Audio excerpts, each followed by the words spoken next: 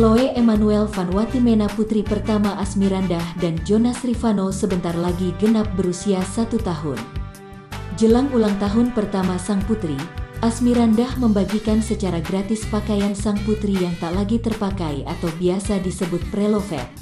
Asmirandah membagikannya secara gratis kepada para followersnya yang berminat dan memiliki anak perempuan. Tak hanya memberikan 1 baju untuk 1 orang, ia akan memberikan 8-10 baju untuk per orang.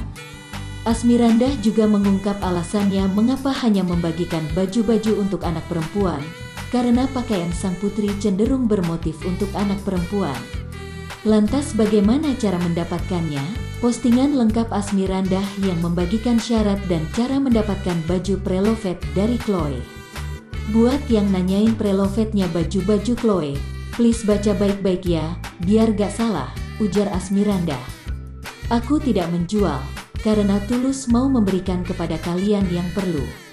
Syaratnya adalah, moms, mama, bunda memiliki anak perempuan.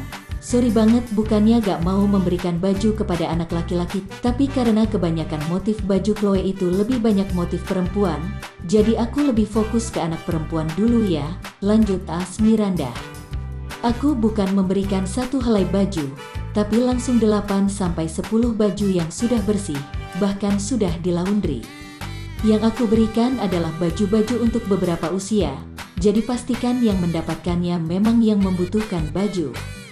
Semoga kamu yang beruntung ya tulis Asmirandah.